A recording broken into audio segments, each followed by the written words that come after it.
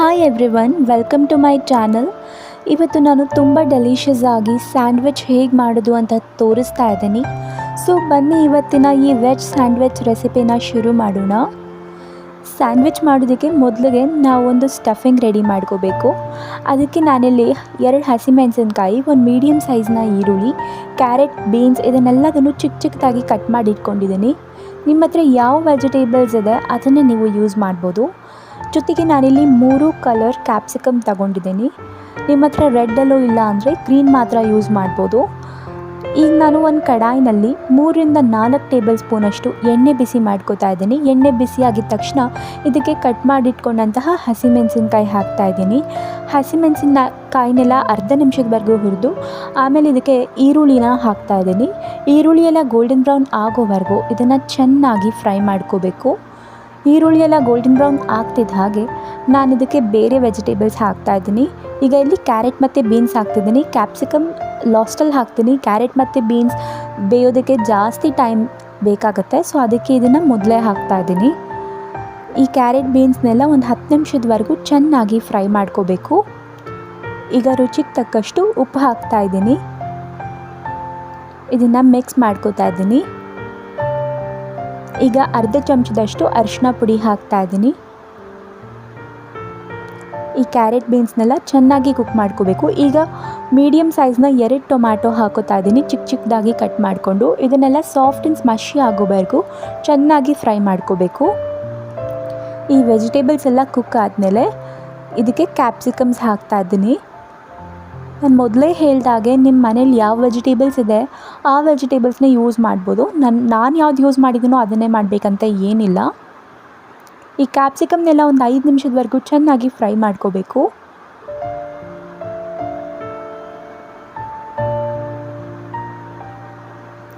ಈಗ ಸ್ಪೈಸಸಲ್ಲಿ 1 tablespoon ಧನಿಯಾ powder, 1 tablespoon garam masala, 1 tablespoon red chilli powder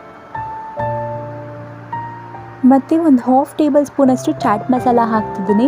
chat masala ಇದರಲ್ಲಿ ಆಪ್ಷನಲ್, ನಿಮ್ಗೆ ಇಷ್ಟ ಇದ್ದರೆ ಹಾಕೋಬೋದು, ಇಲ್ಲಾಂದರೆ ಸ್ಕಿಪ್ ಮಾಡ್ಕೊಳ್ಳಿ. ಬಟ್ ಚಾಟ್ ಮಸಾಲ ಹಾಕೋದ್ರಿಂದ ತುಂಬ ಒಳ್ಳೆ ಟೇಸ್ಟ್ ಬರುತ್ತೆ, ಸೊ ಅದಕ್ಕೆ ಇದನ್ನು ಹಾಕೋತಾ ಇದ್ದೀನಿ. ಈ ಸ್ಪೈಸಸ್ನೆಲ್ಲ ಒಂದು 2 to 3 ಮಿನಿಟ್ಸ್ವರೆಗೂ ಚೆನ್ನಾಗಿ ಫ್ರೈ ಮಾಡ್ಕೋಬೇಕು. ಲಾಸ್ಟಲ್ಲಿ 1 ಟೇಬಲ್ ಸ್ಪೂನಷ್ಟು ಟೊಮ್ಯಾಟೊ ಕೆಚಪ್ ಹಾಕ್ತಾಯಿದ್ದೀನಿ. ನಾವು ತುಂಬ ಸ್ಪೈಸಸ್ ಯೂಸ್ ಮಾಡಿರೋದ್ರಿಂದ ಟೊಮ್ಯಾಟೊ ಕೆಚಪ್ ಹಾಕೋದ್ರಿಂದ ಸ್ವೀಟ್ ಫ್ಲೇವರ್ ಏನು ಬರೋಲ್ಲ, ಸ್ವಲ್ಪ ಮೈಲ್ಡ್ ಆಗುತ್ತೆ. ಸೊ ಇದನ್ನು ಹಾಕ್ತಾಯಿದ್ದೀನಿ. ಈಗ ಈ ಸ್ಟಫಿಂಗ್ ರೆಡಿ ಆಗಿದೆ. ಇದನ್ನು ಸೈಡಲ್ಲಿ ಎತ್ತಿಟ್ಟು ನಾವು ಸ್ಯಾಂಡ್ವಿಚಸ್ ಅಸೆಂಬಲ್ ಮಾಡ್ಕೋಬೇಕು. ಅದಕ್ಕೆ ನಾನಿಲ್ಲಿ 3 ಸ್ಯಾಂಡ್ವಿಚ್ ಬ್ರೆಡ್ ತಗೊಂಡಿದ್ದೀನಿ. ಜೊತೆಗೆ ನಾನಿಲ್ಲಿ ಅಮೂಲ್ದು ಚೀಸ್ ಸ್ಲೈಸಸ್ ಯೂಸ್ ಮಾಡ್ತಾ ಇದ್ದೀನಿ. ನಿಮ್ಮ ಹತ್ರ ಚೀಸ್ ಸ್ಲೈಸಸ್ ಇಲ್ಲ ಅಥವಾ ಬೇರೆ ಪ್ರೋಸೆಸ್ ಚೀಸ್ ಅಥವಾ ಮೊಸರೆಲ್ಲ ಯಾವುದಾದ್ರೂ ಯೂಸ್ ಮಾಡ್ತೀರಾ ಅಂದರೆ ಅದನ್ನು ಮಾಡ್ಬೋದು. ಜೊತೆಗೆ ಇಲ್ಲಿ ತಂದೂರಿ ಮೈನೀಸ್ ಯೂಸ್ ಮಾಡ್ತಾ ಇದ್ದೀನಿ ಮತ್ತು ವೆಜ್ ಮೈನೀಸ್. ನಿಮ್ಮ ಹತ್ರ ತಂದೂರಿ ಮೈನೀಸ್ ಇಲ್ಲ ಅಂದರೆ ನೀವು ಪಿಜ್ಜಾ ಸಾಸ್, ಸ್ಕೆಜ್ವಾನ್ ಚಟ್ನಿ ಅಥವಾ ಬೇರೆ ಯಾವ ಸಾಸ್ ಕೂಡ ಯೂಸ್ ಮಾಡ್ಬೋದು. ಮೊದಲಿಗೆ 1 ಬ್ರೆಡ್ ಮೇಲೆ ನಾನು ಈ ತಂದೂರಿ ಮೈನೀಸ್ನ ಹಾಕ್ಕೊಂಡು ನೀಟಾಗಿ ಸ್ಪ್ರೆಡ್ ಮಾಡ್ಕೋತಾ ಇದ್ದೀನಿ.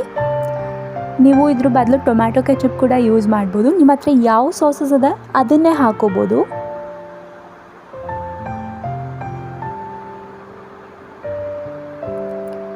ಸೊ ನಾನೀಗ ಇದನ್ನು ನೀಟಾಗಿ ಸ್ಪ್ರೆಡ್ ಮಾಡ್ಕೊಂಡಿದ್ದೀನಿ. ಉಳಿದಂಥ 2 ಬ್ರೆಡ್ ಸ್ಲೈಸಸ್ಗೂ ನಾನು ವೆಜ್ ಮಯೋನೀಸ್ ಹಾಕ್ತಾಯಿದ್ದೀನಿ. ಇದನ್ನು ಕೂಡ ನೀಟಾಗಿ ಸ್ಪ್ರೆಡ್ ಮಾಡ್ಕೋಬೇಕು. ಈಗ ತಂದೂರಿ ಮಯೋನೀಸ್ ಹಾಕಿರೋಂಥ ಬ್ರೆಡ್ಗೆ ನಾವು ಮಾಡಿಟ್ಕೊಂಡಿರೋಂತಹ ಸ್ಟಫಿಂಗ್ನ ಹಾಕ್ತಿದ್ದೀನಿ. ಅದ್ರ ಮೇಲೆ ನಾನು 1 ಚೀಸ್ ಸ್ಲೈಸ್ನ ಇಡ್ತಾಯಿದ್ದೀನಿ. ನಾನಿಲ್ಲಿ ಜೊತೆ ಸ್ವಲ್ಪ ಸಲಾಡ್ಸ್ ತಗೊಂಡಿದ್ದೀನಿ. ಕುಕುಂಬರ್, ಆನಿಯನ್ ರಿಂಗ್ಸ್ ಮತ್ತು ಟೊಮ್ಯಾಟೋಸ್. ಈ ಮಯೋನೀಸ್ ಹಾಕಿರೋ ಈ ಬ್ರೆಡ್ ಮೇಲೆ ಈ ಸಲಾಡ್ಸ್ನ ಈ ಥರ ಅಸೆಂಬಲ್ ಮಾಡಿಕೊಂಡು ಇದಕ್ಕೆ ಸ್ವಲ್ಪ ಚಾಟ್ ಮಸಾಲ ಮತ್ತು ಉಪ್ಪನ್ನ ಸ್ಪ್ರಿಂಕಲ್ ಮಾಡಿಕೊಂಡು ಆನಿಯನ್ ರಿಂಗ್ಸ್ ಕೂಡ ಇದ್ರ ಮೇಲೆ ಇಟ್ಕೊಂಡಿದ್ದೀನಿ. ಸೊ ಈ ಸಲಾಡ್ಸ್ ಇಟ್ಟಿರುವಂಥ ಬ್ರೆಡ್ನ ಈ ಸ್ಟಫಿಂಗ್ ಇಟ್ಟಿರುವಂತಹ ಬ್ರೆಡ್ ಮೇಲೆ ಇಡ್ತಾ ಇದ್ದೀನಿ. ಸೊ ಈ ಲಾಸ್ಟ್ ಬ್ರೆಡ್ ಸ್ಲೈಸಿಂದ ಇದನ್ನು ಕವರ್ ಮಾಡ್ಕೋತೀನಿ. ಈಗ ಸ್ಯಾಂಡ್ವಿಚ್ ಆಲ್ಮೋಸ್ಟ್ ರೆಡಿ ಆಗಿದೆ. ಇದನ್ನು ತವಾದಲ್ಲಿ ರೋಸ್ಟ್ ಮಾಡ್ಕೋತಾ ಇದ್ದೀನಿ ಈ ಬ್ರೆಡ್ನ.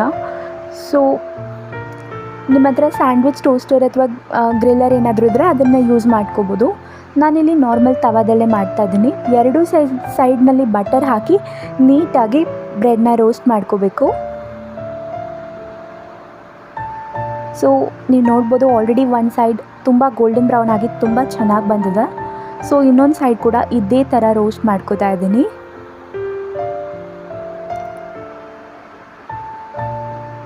ಈಗ ಈ ಸ್ಯಾಂಡ್ವಿಚ್ ರೆಡಿ ಆಗಿದೆ. ನಿಮಗೆ ಇವತ್ತಿನ ಈ ರೆಸಿಪಿ, ಈ ವಿಡಿಯೋ ಇಷ್ಟ ಆಗಿದ್ರೆ ಈ ವಿಡಿಯೋಗೆ ಲೈಕ್ ಮಾಡಿ ಮತ್ತು ನನ್ನ ಚಾನಲ್ಗೆ ಸಬ್ಸ್ಕ್ರೈಬ್ ಮಾಡಿ. Thank you for watching.